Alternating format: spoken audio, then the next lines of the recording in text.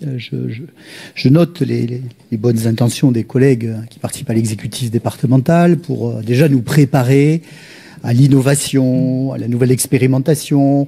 En fait, finalement, au fait de faire plus avec moins. C'est un peu ce que j'ai entendu en creux dans les discours qui nous ont été délivrés ici par les collègues.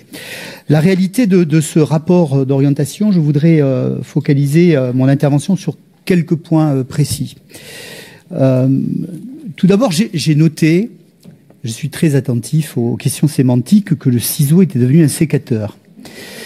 Et comme il y avait la résilience, sécateur de résilience, ou résilience et sécateur, c'est peut-être le programme de la majorité. En tout cas, j'aimerais savoir ce qui, dans cette acception nouvelle, peut justifier le terme de sécateur par rapport à celui de ciseau, sans alourdir les débats, Président. Mais... Ce sera très rapide, c'est le printemps, j'ai jardiné récemment, et ben voilà. Et donc cela m'a naturellement inspiré. Vous avez la réponse, et j'aime ces assertions bucoliques au stade de nos débats. Je trouve que c'est positif, et ça renvoie à la ruralité à laquelle nous sommes aussi tous attachés. Ah oui, c'est vrai. C'est vrai. Vous avez raison, Madame la Présidente Métropole, de me rappeler ce détail. Excusez-moi d'avoir opposé artificiellement le sécateur rural à celui métropolitain ou urbain. Plus sérieusement, l'hypothèse sur la politique d'investissement, c'est surtout là-dessus que je voudrais intervenir. L'hypothèse sur la politique d'investissement qui n'est pas un arrêt, peut-être tout à l'heure je me suis laissé emporter, mais c'est pas un arrêt de la politique d'investissement, bien sûr. Mais c'est une décélération sérieuse quand même de ce qui nous est proposé.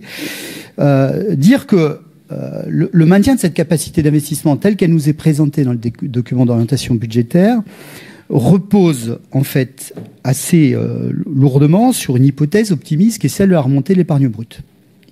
Pardon d'être un peu technique, mais on peut se le permettre. Et donc, ça veut dire qu'on soit capable dans le même temps de maîtriser nos dépenses et de stabiliser nos recettes.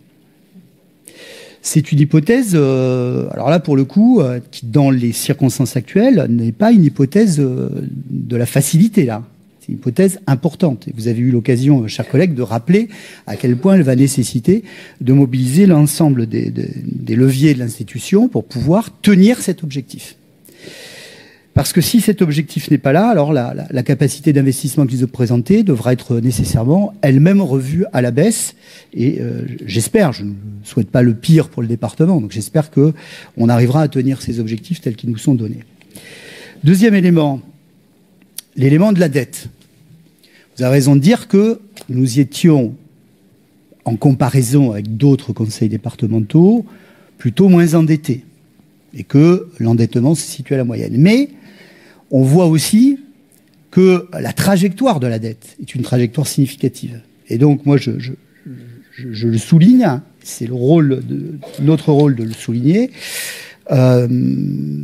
Si les perspectives se maintenaient de dégradation de nos comptes, notre budget, eh bien, sans doute, cette évolution de la dette significative pourrait devenir, pas oiseau de mauvais augure, mais pourrait devenir quand même difficile à supporter, ou en tout cas nous mettre dans des ratios qui seraient moins favorables que ce qu'ils n'étaient jusqu'alors.